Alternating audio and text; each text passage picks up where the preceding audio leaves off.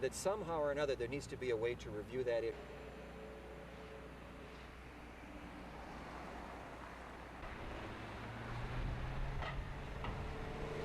I really believe that from this point forward, the administration and the council have to come clean and be open.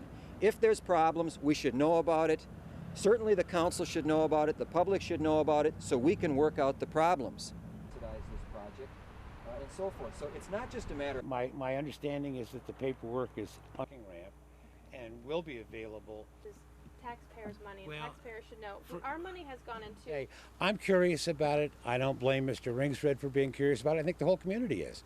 But I just don't think that we want to take any chance on messing up something that's so important to Duluth's future, just so that people can satisfy their curiosity.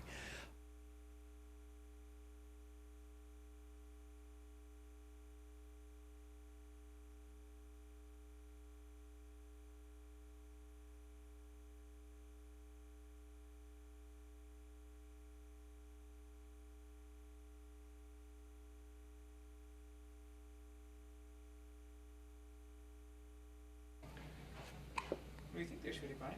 I play with cards. Ouch. You're losing your bowl? Ew. Let's get your other one out, too. Your nails are starting to peel. She was 6 days late, so it wasn't much of a surprise. But she was in labor by the time I got home from work on Thursday night. But she was a little trooper. Didn't want me to miss the 10. We went to the hospital at 4 in the morning, and she was born at 9:44. Let's get your other one out, too. Your nails are starting to peel. Look at you, these tiny fingers. There you go. Oh, you're sticking out your tongue? Like a little frog. What do you think, Molly? Have you seen her hands lately? What do you think of those? Do they look like your...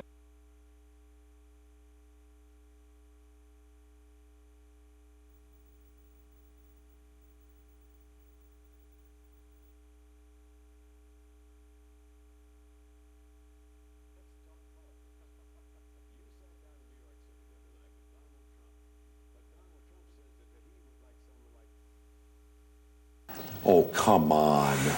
Okay. Come on. Have we gotten to the point, George, I have to get elected and lose my sense of humor? Okay. Have we gotten to the point where I couldn't co-host Saturday Night Live and have fun? You're telling me when we get elected, all of a sudden we have to be Mr. Stone Man and change who we are?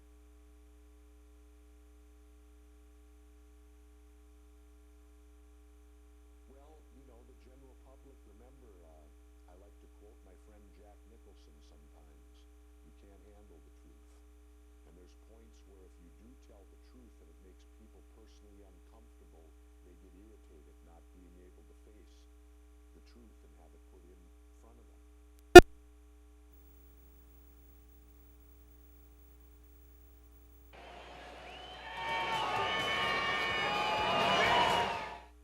The Minnesota Vikings could become an endangered species if a plan for a new stadium can't be finalized. Owner Red McComb says the Metrodome just doesn't work anymore. That's what Jesse asked.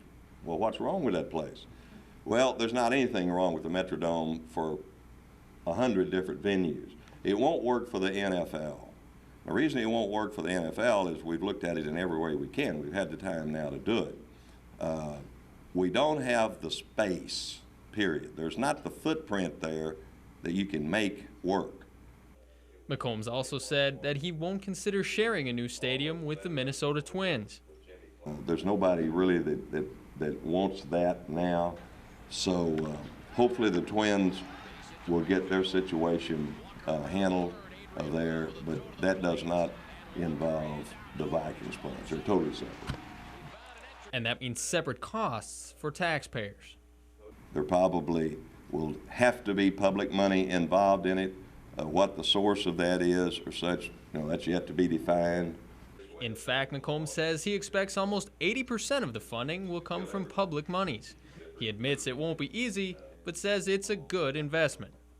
The markets that have built new facilities with a combination of public and private money are very happy about it after the fact. A new stadium may have to take a back seat to improvements within the team. With the Vikings having lost 3 of their last 5 games, support for the new stadium could dwindle. But McComb says he still has no plans to take the Vikings anywhere. This is a real issue that affects the life of the Vikings for the next 25 years. It's something that we've got a lot of people now working on, and I think we will find the answer. In Duluth, Craig Zleeman, News 6. Anderson switching sides, Berger runs, Anderson kicks, ball deflected, loose.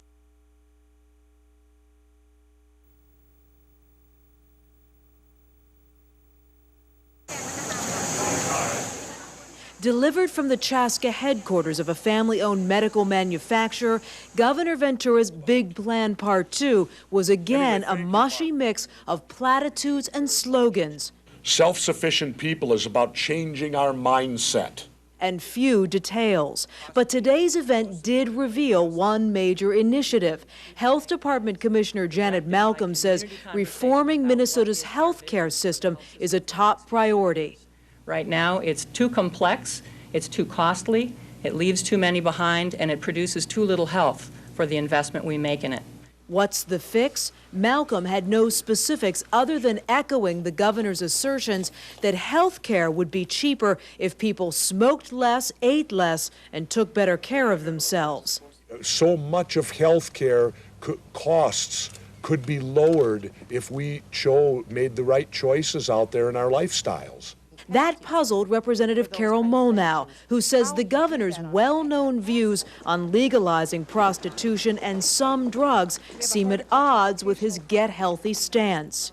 We all know that people who are involved in prostitution and illicit drugs have problems with health and other problems with maintaining a job, being self-sufficient, and attracting the dollars they need to take care of their substance abuse. So it is almost a contradiction. And the governor is likely to field more questions like that from legislators now awaiting the still missing fine print from the big plan.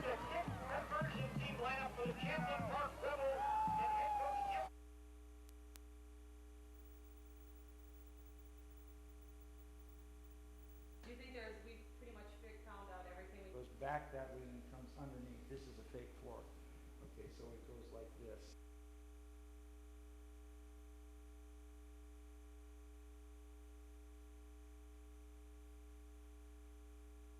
It seems to be, miraculous, but to me it's just the fact that the body can keep you that warm.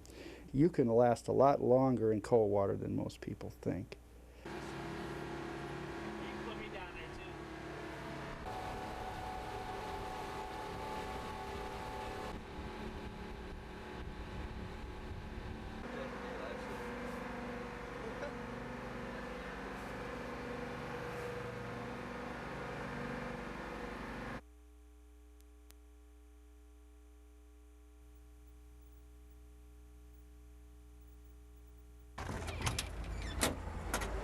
A lot of our nozzles and stuff are in here, high-rise equipment.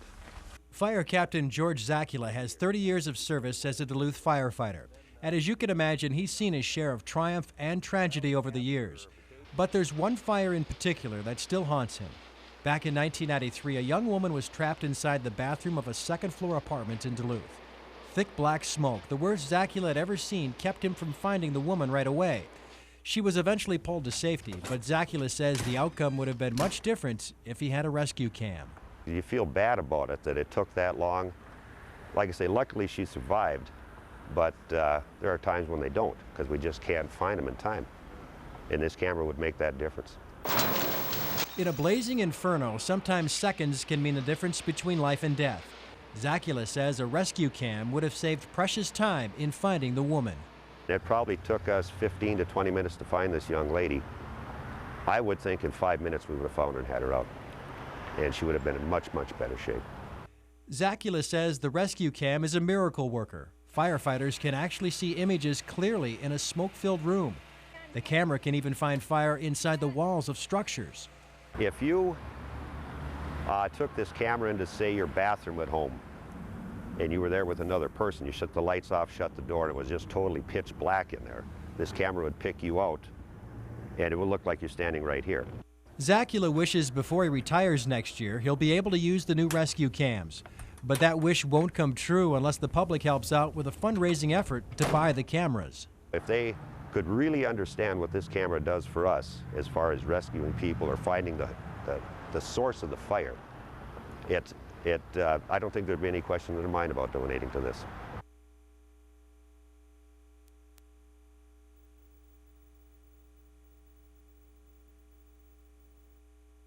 We want our decorations back. The kids make their fall decorations and we'd like them back.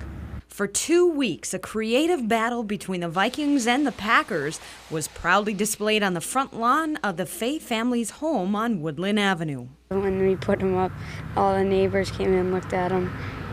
It was really cool. The family spent hours putting the display together that was made out of straw-filled snowsuits and helmets, only to wake one morning and see everything was gone. And they've been outside in the yard here for about 2 weeks. And we got up Tuesday morning and they're gone. My snowsuit was in it and I really wanted it. With Halloween just around the corner, decorations can be found all over town. While on patrol, authorities keep an eye on lights and ornaments to prevent similar thefts from happening. We take any kind of theft seriously. Obviously, it affects quality of life for people that live here, and people spend a lot of time and effort putting together these decorations, and they take it real seriously when people come and steal them from them. I just want those decorations back. This wasn't your stuff. This is our stuff. Make your own decorations. It's very simple to make. You can take a look at them and see how it's done and make your own, but our kids would like their decorations back. In Duluth, Jody Grayson, News 6.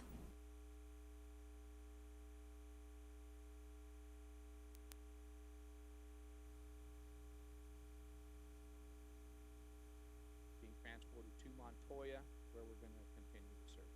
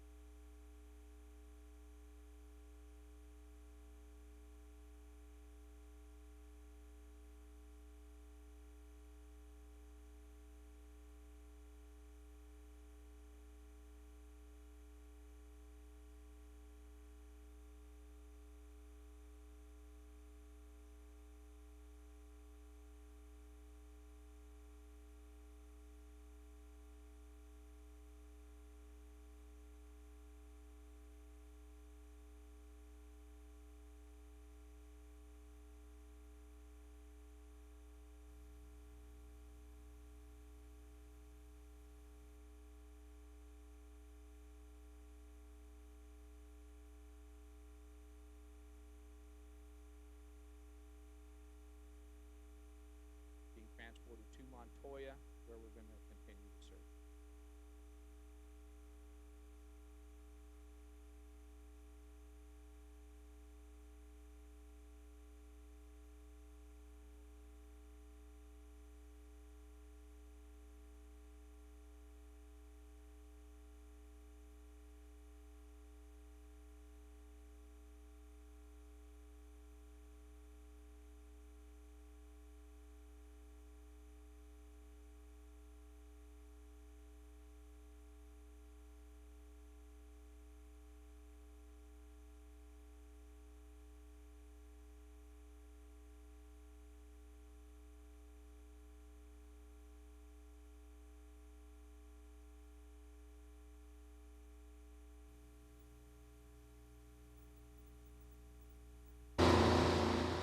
Polymet Mining Company wants to take this land located 6 miles south of Babbitt and mine non-ferrous minerals. In our case, should this property go into production, we would produce platinum, palladium, gold, copper, nickel, and cobalt in various amounts.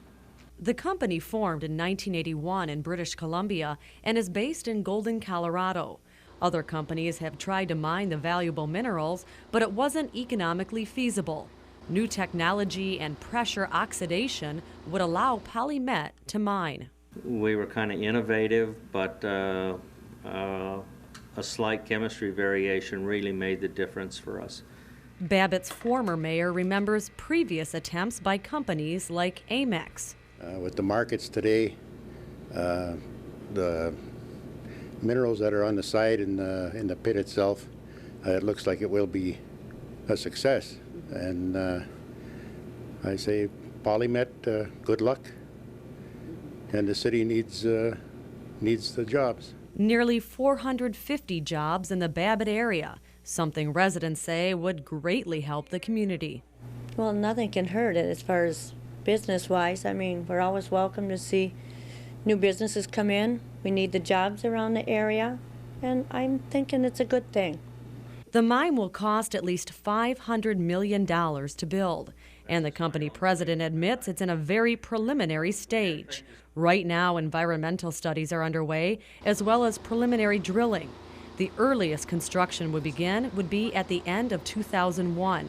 But many residents on the Iron Range say with so many potential jobs, it's worth the wait. If gold repeats like taconite has, with new technology, new methods of hanging on to those little pieces, well, it's great. I think it's going to be great for Minnesota and especially northeastern Minnesota.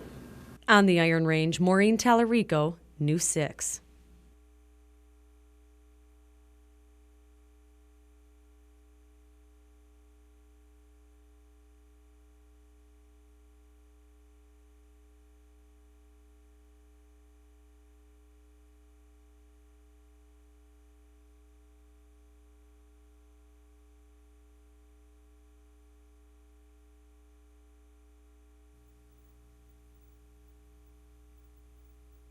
You hear the sound after.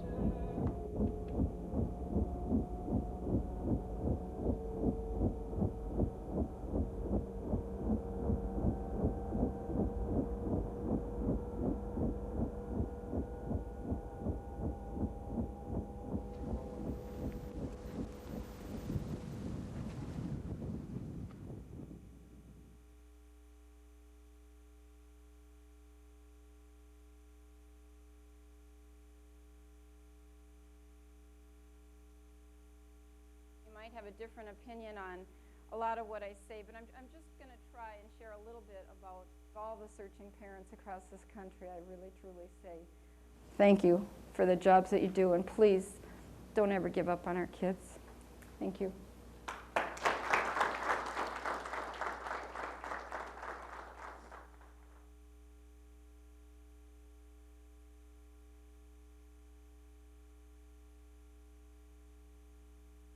The repeat offenders again and again, and I think that there are places in the country, and as we have a Minnesota representative, it is still a search that still continues. Where we stretch it from the, there we go.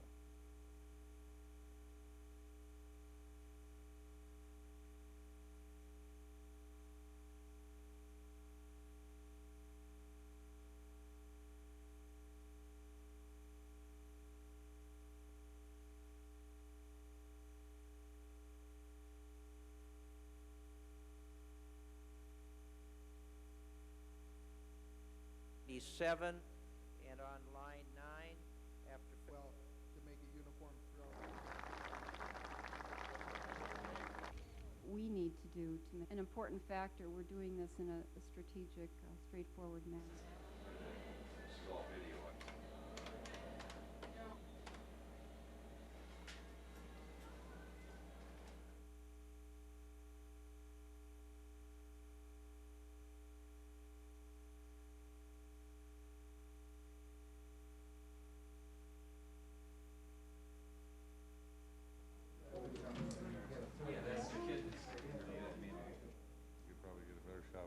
That wall.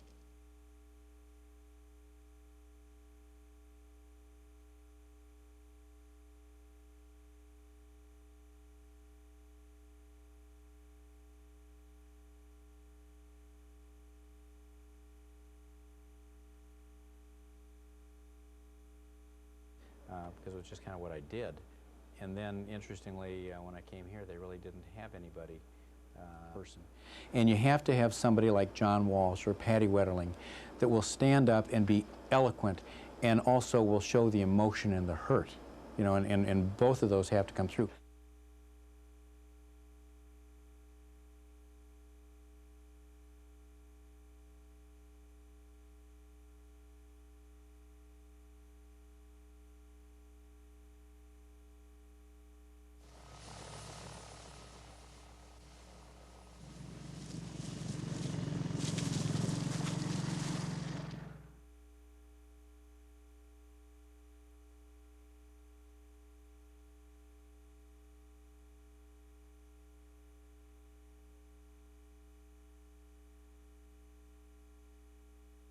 For murdering somebody else. Sure.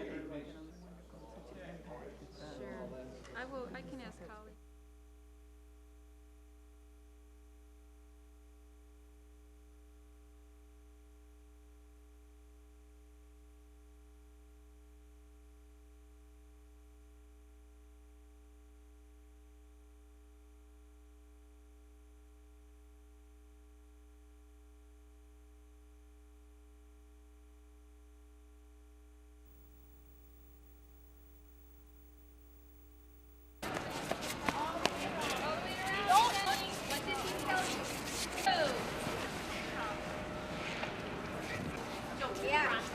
Oh, cool.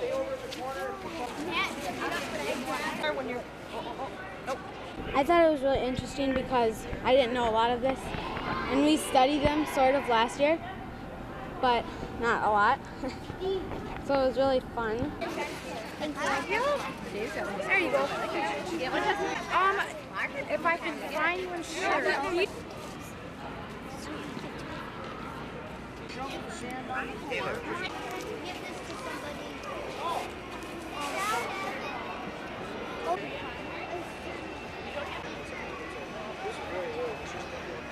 Keep moving it around like this. Keep moving it like this with your hands, okay?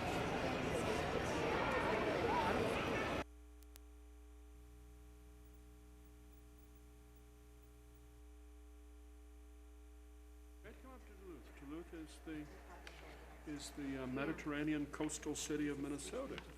Renowned Minnesota writer Garrison Keillor made a stop in Duluth to rattle off some poetry. One in disgrace with fortune in men's eyes, I all alone beweep my outcast state. And sign a few autographs. Can we sign this? Please sign it to Mama. Mama! He also signed a few copies of a recent book entitled Me. The political satire was modeled after Minnesota's most outrageous politician, Governor Jesse Ventura. It's the story of Jimmy Big Boy Valente. And he went into the Navy, not into the SEALs, but into the Walrus. The Navy, the Walruses, which stands for Water, Air, Land, Rising Up Suddenly. And just like Jesse, Jimmy becomes a professional wrestler in Keillor's book. I added a pink boa to the act and let my hair grow out long and dyed it blonde and took to wearing long, dangly earrings. And if you're a writer, you can't pass up this sort of material. It would be, you know, as if a dog talked and you just ignored it. You walked on past. Once a source of inspiration, now the governor's antics are getting a bit old for Keillor. I'm sort of getting tired of him. He's wearing us out. Like after the uproar over Ventura's interview in Playboy magazine. I don't appreciate being insulted by my own governor. So I'd rather my governor didn't get into these points of theology. To say that organized religion is a sham and a crutch for weak-minded people who find strength in numbers is more than I need to know about what my governor feels about this. Keillor thinks the gov's losing his appeal to many Minnesotans. He's a big hit in New York and in Los Angeles. He seems to export better than he does here at home among people who are exposed to him every week. He says he wouldn't mind if Ventura just moved to Los Angeles and had a great time appearing on The Tonight Show. But for now, he'll give Minnesotans plenty to talk and write about. In Duluth, Kim Kaiser, News 6. Anger, I think, is from Bemidji.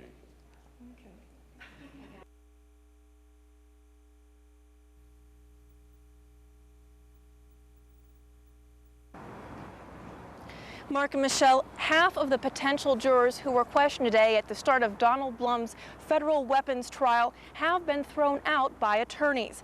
8 potential jurors were extensively questioned today, mostly about what they've already heard about this case. The lawyers and the judge want to make sure that they understand that this case is separate from the state charges of kidnapping and killing Katie Poyer. Everyone said they had some exposure to previous news reports. Potential jurors were also asked about their feelings about guns and hunting. Those who had strong feelings about guns or about the kidnapping case were dismissed. Now, this extensive questioning was somewhat frustrating to Katie's grandfather, who sat in on today's proceedings. Well, it seemed all right. That's same repetition, but I guess they have to ask it, that's all. They know what they're doing. I just wish it was a little faster. Get on with it and get over with the whole work. Outside that, everything seems to be going fine. The federal charges in this case are based on a law that says it's illegal for a convicted felon to possess guns. In a pre-trial hearing today, both sides agreed to call Blum a convicted felon in the legal wording of this case, and that means they won't give details of his 6 prior convictions during the trial. The judge also ruled to allow evidence from a search that found guns on Blum's property back in June. Now, once a jury pool is selected, this case could hurry along. Prosecutors estimate 1 to 2 days of witness testimony. They say they have about 20 witnesses they could call, and the defense says they have about 5. Mark and Michelle?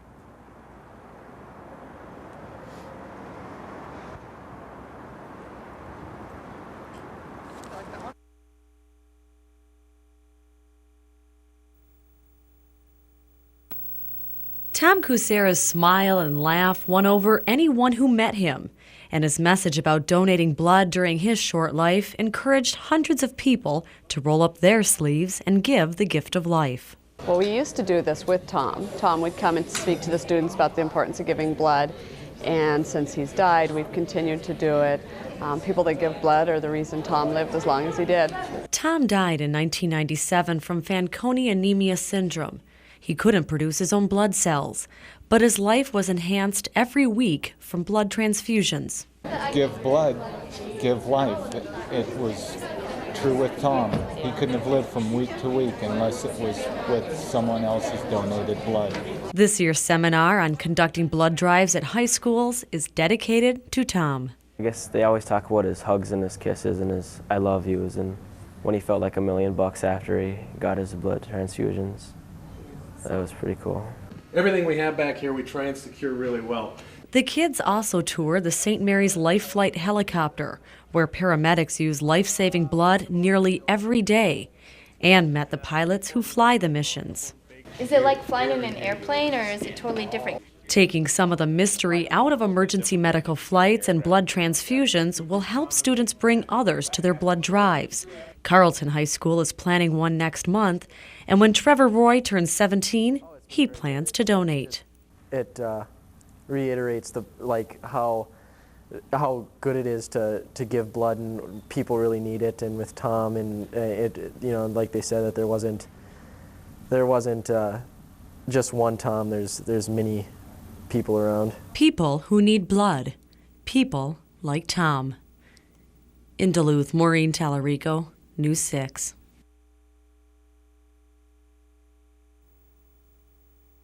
He was opposed to it, then he's got to have the fortitude to stand up and say, I'm against this.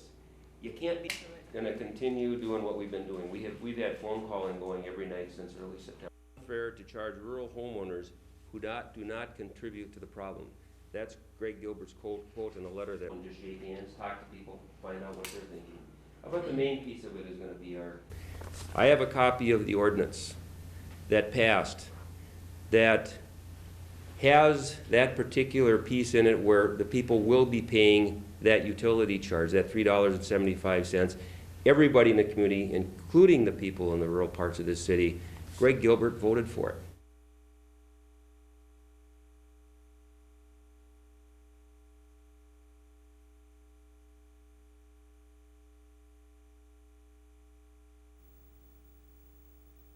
Out of control. You want to go as quick as you can. You feel like you're going to be out of control, but you always need to be in control of your bike, okay? You might get tired just watching these women work out, but this is nothing compared to what they'll do in December. They're getting ready to compete in a marathon, but this 26-mile run is more about people than personal accomplishments. The women are running on behalf of the Arthritis Foundation's Joints in Motions. Chris Davis is running in honor of 2 Northland women who suffer from the disease. One of my honorees, she was in track when she was in high school, and sounds like one morning she woke up and just had a tough time making it up the stairs. My other honoree wears a splint on one of her hands and has a hard time picking up heavy things and carrying things. There are at least 100 types of arthritis, and it can attack anyone at any time. Michelle DeNoble heard about the marathon and decided to join in. She felt compelled to bring attention to this crippling disease. It'll take me about 4 hours to finish and I'll hurt, while I'm running, but you've got people that live with arthritis and the pain every day, and to suffer for 4 hours is a pretty small price to pay. Some people may be intimidated by running 26 miles, but their trainer Mark Wick says running a marathon is just as much emotional as it is physical. It's a goal. People have a goal of doing something and accomplishing it. And if they follow the plan, they can have the accomplishment. And all the health benefits that go along with it are one.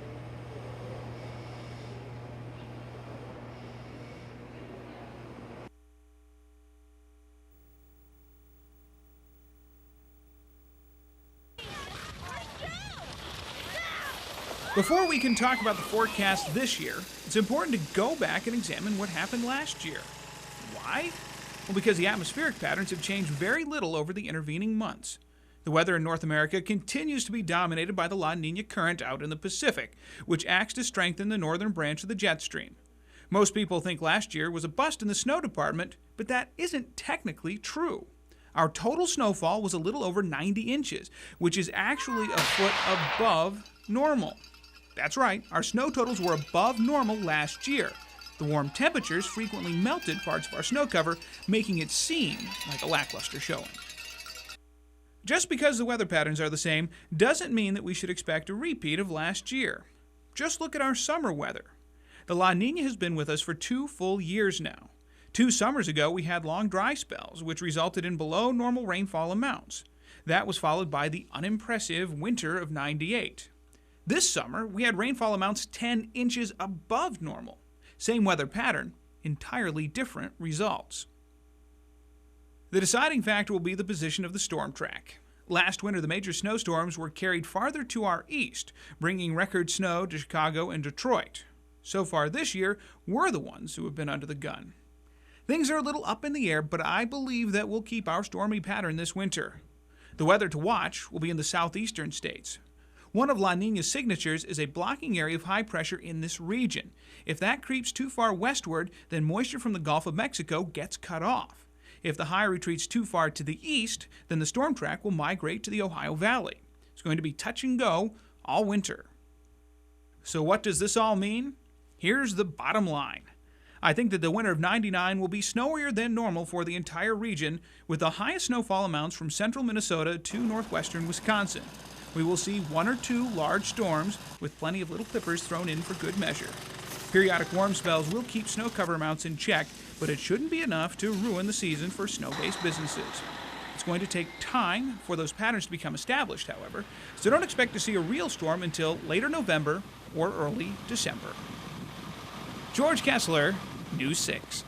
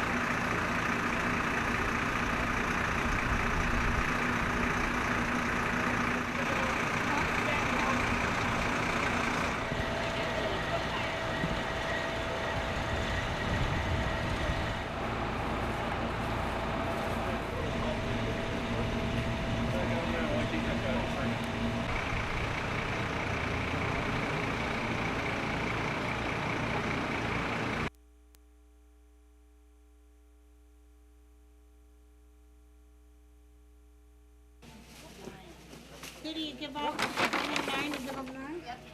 9, 10. Thank you for helping Goodwill. Thank you. They get a $10 coupon.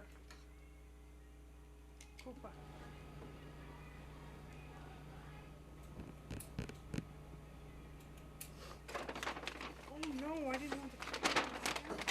Go ahead. Thank you. That's just today's.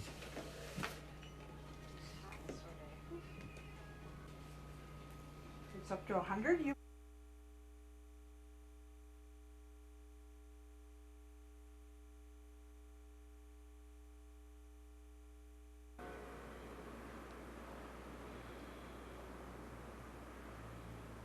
Mark and Michelle, prosecutors just finished presenting their case against Donald Blum.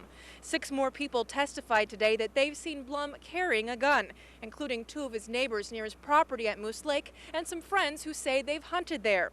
One longtime friend who met Blum while they were in jail together testified against him, saying that they shot guns together. Richard Olbichson is a convicted felon like Blum, but he hasn't been charged like Blum because of his testimony. Olbichson says he's seen Blum shoot each of the 4 guns that investigators found on Blum's property. He says they hunted grouse and practiced target shooting together. Olbichson says he joined other friends to hunt at Blum's property last November. One of Blum's former co-workers and sons were hunting there at the same time. They say Blum bragged about a deer he shot and took it to be registered. But no one actually saw Blum shoot or hunt during that weekend at his property. Blum's neighbors also testified today that they've seen him carrying guns, but the defense suggested that they could not easily identify him because of poor eyesight or because of the distance. Prosecutors wrapped up the testimony today by talking to an expert who says that the guns were made outside of Minnesota. Now, that's the third thing that prosecutors must prove. First, that Blum is a convicted felon. Second, that he knowingly possessed guns. And third, that the guns crossed state lines. Now, tomorrow, the defense lawyer will begin making his case, and he will start calling witnesses. Mark and Michelle?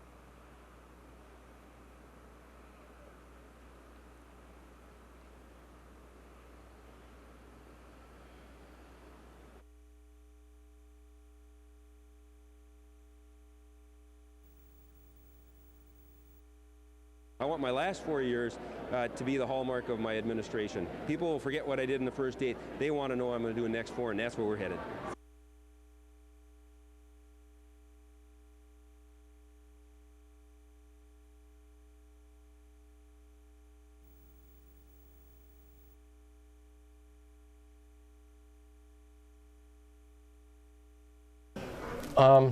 Well, I would suggest that that it's not probably, first of all, it's not something where you just go out and decide that you're going to win the contest.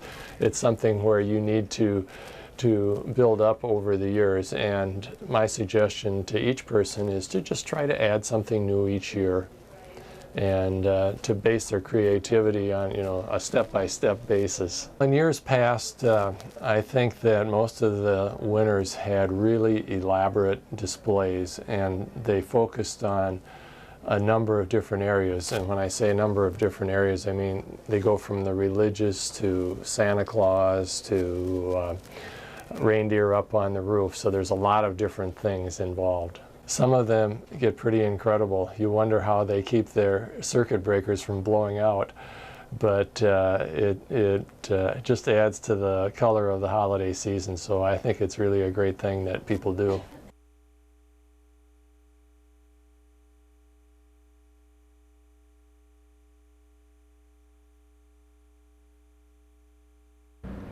Yes. Blum's attorneys may now push to have the confession thrown out, but that task won't be easy. Prosecutor Tom Pertler says the defense attorneys could be called as witnesses in the case, since they were there when Blum confessed. If they're called as witnesses for the state, that disqualifies them from representing Blum.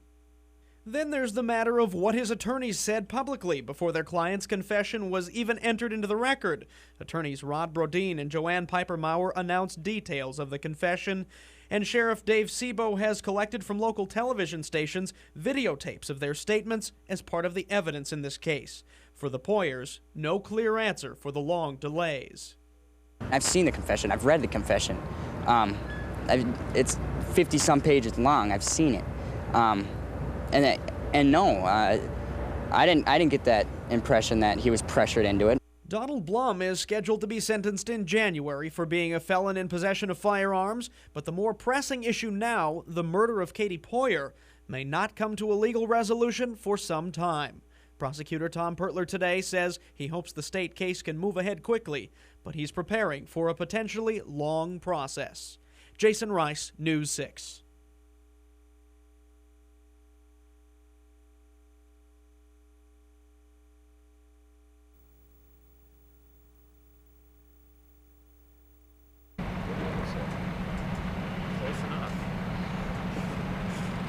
Probably heard him leaving.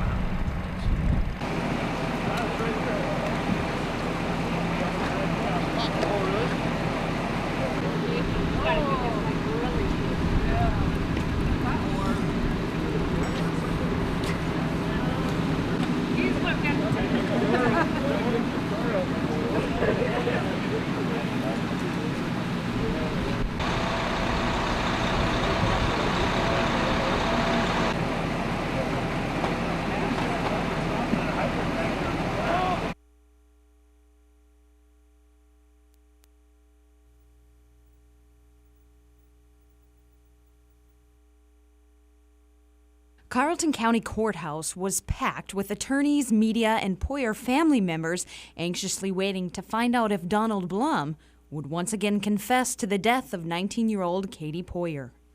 Although he didn't plead guilty, Donald Blum did get a chance to speak. He told the judge, "This has been going on for 5 months. The case is a mess, I'm getting old, and I want to get things moving." Then Donald Blum was asked if he was happy with the performance of his attorneys. He replied by saying yes. There was no mention of Blum's confession to the murder of Katie Poyer, which he later recanted, saying he was forced into making the statement. But Blum's attorneys still may push to have it thrown out. Prosecutor Tom Pertler says if that happens, the defense team could be called as witnesses in the case since they were there when Blum confessed. But the law dictates that lawyers can't represent a client and also testify, so Ronnie Brodeen and Joanne Piper-Maurer would have to be removed from the case. Just moments after Blum was found guilty of being a felon in possession of firearms, Blum told reporters he was willing to cooperate with investigators for other deaths he's been accused of, like the death of 12-year-old Callie Jo Larson in Waseca and the 1995 disappearance of Iowa television anchorwoman Jody Husentruitt. Blum says he's not guilty of any of those crimes and he'll take a polygraph test in order to prove it. But for now, attorneys will focus on the Katie Poyer case as they prepare to go to battle this December. In Carleton, Jody Grayson, News 6.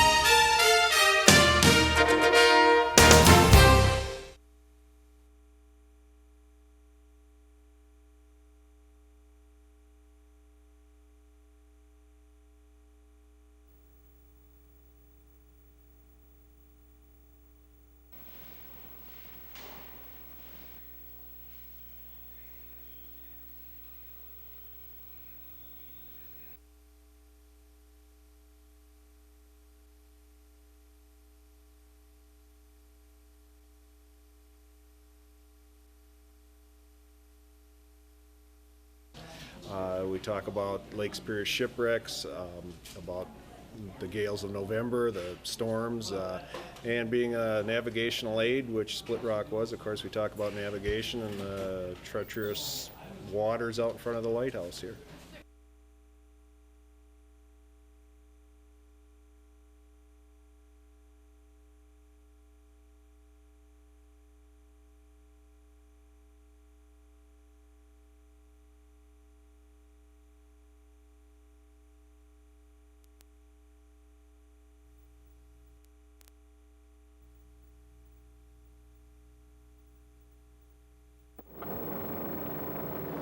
Young men of America, your future's in the sky. Your wings are waiting. Duluthian Floyd Lawletta couldn't wait to get into the skies during World War II. My mother was very upset. She said he was too young to go, and he said, I want to serve my country at the age of 19. Floyd's sister Marge knew he was a turret gunner and flight engineer, but his family never knew of his crew's top secret work. And they never knew what happened to him when he disappeared during a mission over France in July of 1944. His mother, overcome with grief, searched for answers. Well, she just wrote to each one of the mothers of the boys that were on the plane. She got a listing, and they had no information either, nothing at all. As a younger person, I vaguely remember hearing them talk about they had even consulted a psychic. Only 3 years younger than her Uncle Floyd, Peggy Rich thought of him more as a big brother. She remembers that painful time. The unknown was just so awful. You know, I think had she known he was gone, that would have been closure. By the end of the war, newspaper reports listed him with the fallen instead of those missing in action. But it would be another 50 years that's the crash site. Before pieces of the puzzle would start coming together. And it just was so hard to believe. Peggy was shocked to find out that Floyd was part of a top-secret military operation called the Carpetbaggers. He flew in night missions, only a few hundred feet off the ground, in planes painted black. But instead of dropping bombs, his crew dropped supplies and people to help the underground French resistance movement. They said that it was so secretive, at times they were given their orders on rice paper, and then they had to eat the orders as they went, so that if they crashed, the Germans would never be able to ever find out what they were about. And that's exactly what happened to her uncle's crew on the night of July 4th, 1944. They flew in and were shot down. The ACAC, the ground ACAC, got them, and the plane blew up in midair. A steel pillar now marks the crash site in a small French town. Residents there held a special memorial service in honor of Floyd's crew last May. They erected a monument and displayed pieces from the B-24 bomber, saved after all these years, a testament to their sacrifice. That they'd be brave enough to get involved in something like this, because the odds ran 66 to 80% loss. Well, that's like signing your own death warrant. But Floyd's sister says it was meant to be. He just felt that he had a duty to do for his country, and he was going to go at all ends, what it cost. After all, she says the freedom Floyd helped buy is priceless. In Duluth, Kim Kaiser, News 6.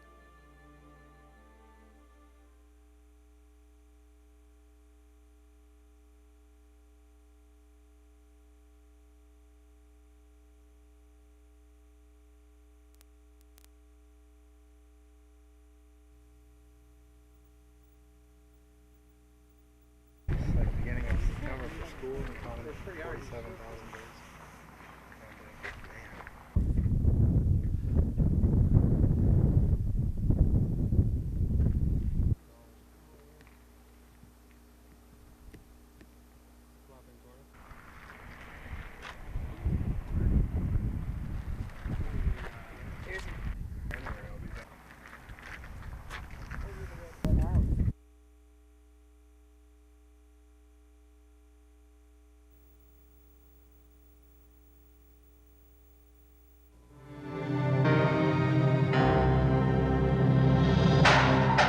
On October 7th, Stock Tire in Cloquet was a victim of a burglary, and you may have information that will help solve this crime. Burglars stole batteries, diagnostic equipment, over 40 tires, 2 tool chests containing a large assortment of air tools and hand tools, and front-end parts that would fit Chevrolet pickup trucks. Also stolen were a yellow 1978 Camaro and a two-tone gray 1985 Lincoln Town Car. Both vehicles are in showroom condition. These stolen items are way beyond what a home mechanic will have in his garage. Crime Stoppers will pay a cash reward for information leading to the solution of this crime, and you can remain anonymous. Our numbers are 1-800-974-TIPS or 723-ENOUGH. That's 723-3683.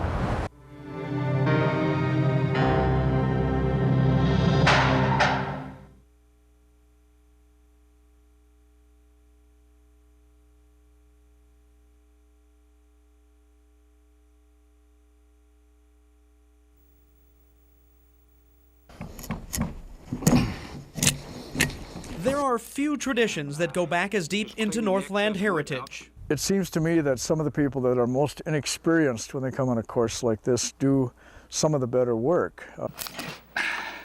They come from all over America to learn skills that pioneered home ownership. For Jay Crockett of Kansas City, this is an educational trip back in time. There aren't nearly as many log homes down there as there are up here, of course, and very few of them are handcrafted. The ones that are there are just kind of these factory houses, you know. The tools of the trade have changed over the centuries. Chainsaw. Today, chainsaws speed up the process, but the knowledge passed on at the Great Lakes School of Log Building dates back to early settlers. The old Scandinavian full scribe method. It's really enjoyable, very satisfying. Being in the Northwoods, I guess I'm just a pioneer at heart, you know. I should have been born 100 years ago. In 25 years of teaching the craft, Ron Brodigan and his students have compiled an impressive track record, putting people on the road to assembling something they've got a personal connection to. For most people, that dream will go unfulfilled, but most of the people that come on a course, if they go that far, they're very likely to do it. So we figure about 95% of the people that come on these courses do build. The process involves carefully scribing one log's contours onto another, gouging out a groove to fit onto the log below, and always striving to get that perfect fit. What's the second place? Anybody remember? Joist. Floor joist on the second floor. Each morning, an hour and a half in the classroom. For 10 days, the classes are sun up to sun down, and in the end, the products are rustic and sturdy, testaments to the Northwoods architecture. It's what Ron has spent the better part of his life perfecting. I could never afford to retire, and I don't even like the concept of retiring, so yeah, I'll just keep doing this. An accomplished builder, yes, but perhaps Ron is more of a history instructor, passing along knowledge that comes with the sights, sounds, and smells so many wilderness dreams are made of. Near Isabella, Jason Rice, News 6.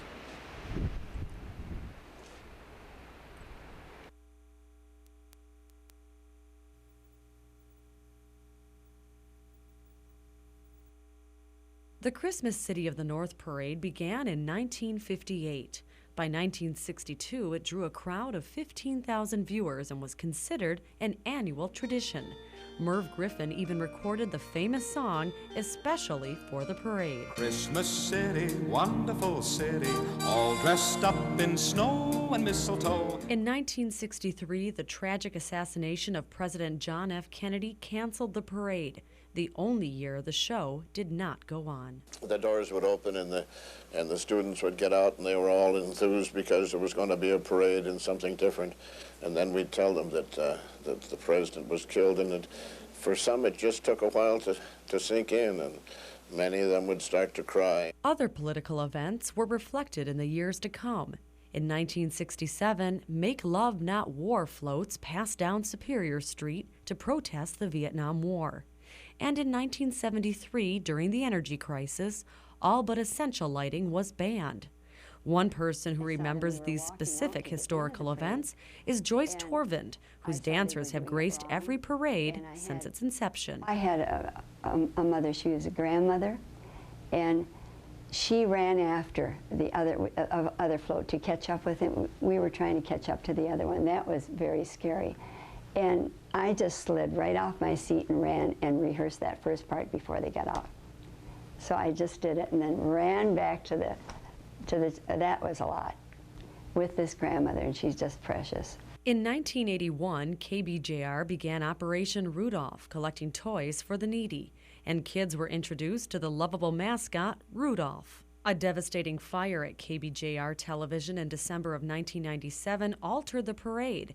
The station changed the route to pass by its new location in Canal Park. By having the parade route start in front of our building, rather than ending in front of our building, which is what happened years ago, it gives us an opportunity to allow the bands and the other people who are performing to be fresh and not frozen, although there's probably not a chance of that happening this year. So it really helps improve the quality of the parade in terms of our telecast. Spanning 4 decades, the band uniforms have certainly changed. And in just the last year, a live proposal during the parade. This is a live proposal. And Santa has always been present every year. Well, ho, ho, ho, guess who's coming to town? Here comes Santa Claus. He's coming, I see him. For 40 years, through political upheaval and social change, the Christmas City of the North Parade has ushered us into the Christmas season and now into a new millennium with familiar faces and that all-familiar song. Come this Christmas to the Christmas City, I'll go. Maureen Tallarico, News 6. Up on hilltops, pick on an icicle.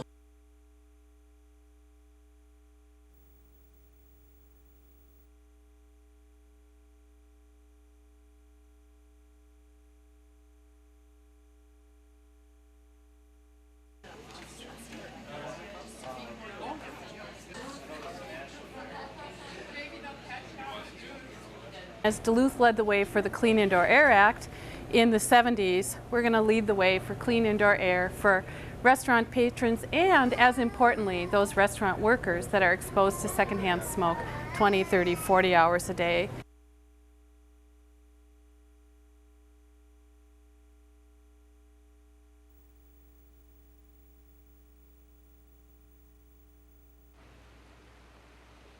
All along Superior Street, merchants are getting ready for the holidays. Soon, downtown Duluth will be packed with parade goers and potential shoppers. These Christmas ties came in this morning, just in time. We told them we had to have them for the Christmas City Parade, so. Al Markham has been in the men's clothing business on Superior Street as long as the parade has been getting folks in the Christmas spirit for 40 years. That's what the object was of the parade to start with, was, you know, get people thinking about the holidays. And it's done its job. While some shop owners say the parade is just the start of a successful holiday season, other stores get a jolt as soon as the floats and marching bands hit the streets. Literally, there'll be a line out the front door for at least 2 hours. Gary Hodek's coffee shop offers a popular view of the parade route, out of the elements, with a warm cup of hot chocolate. Well, at least the customers can stop to watch the festivities. You've got a wall of people in front of you, and you just say, would you please duck down a little bit? We can't quite see the float going by, you know. Last year, the shop was so busy, Hodek ran out of milk halfway through the parade, and the traffic made a quick run to the store pretty tricky. But he'll be ready this year. This will get us through the first part of the parade, but I'll be going to the grocery store to buy more milk probably shortly before parade time, because I don't want that to happen again. It was not fun, and believe me. Most of all, downtown retailers hope the parade will entice shoppers to come back again. A lot of people who are in the habit of maybe not coming downtown might find out how much fun it is to come downtown. We've got the better restaurants downtown, we've got the better specialty stores, so there's a lot here that a lot of people may not realize. In Duluth, Kim Kaiser, News 6.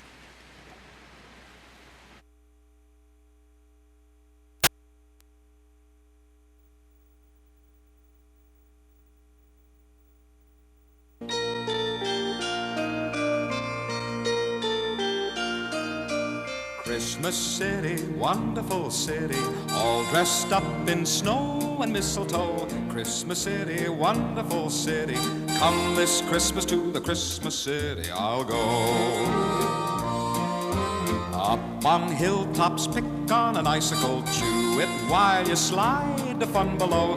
Down in Midtown, people are icicle, come this Christmas to the Christmas City I'll go.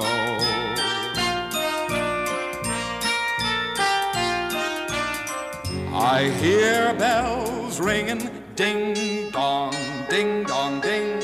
I hear voices singing of a winter wonderland. Come along, you'll understand. Christmas City, gotta stay happy, make a smile ball. That's the kind of throw. Christmas City, wonderful city. Come this Christmas to the Christmas City, let's go.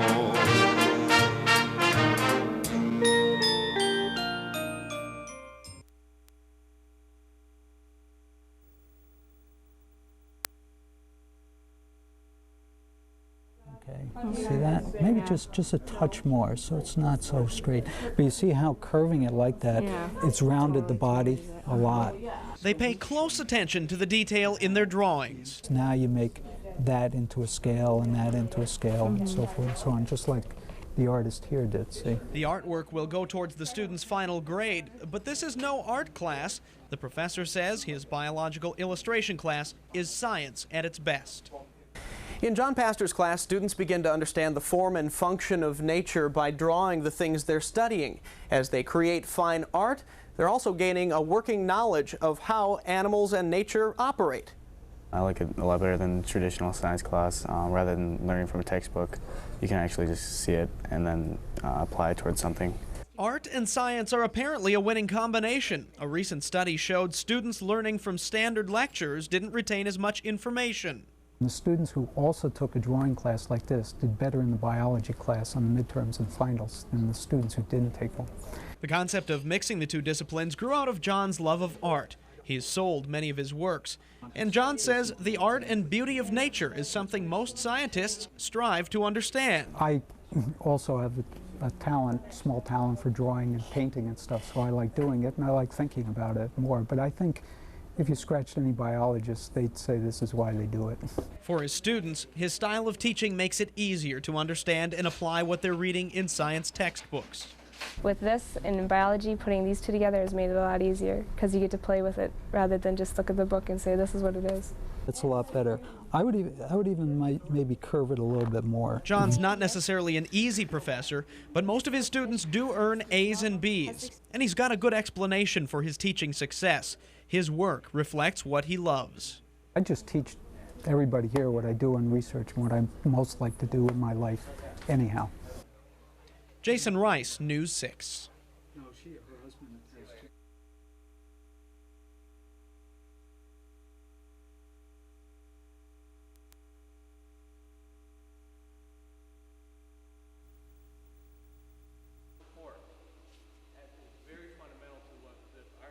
I think it's fundamental as we look at expansion nationally with some of the products and tools that maybe bring corporate up here and you can come up here eventually. I would appreciate it. So with that, congratulations, welcome, and if I can open up to you for any kind of... we feel that Duluth can be a port for us to the international aspect of e-commerce. The Soft Center has relationships in Sweden, they're working on them in Belgium and France.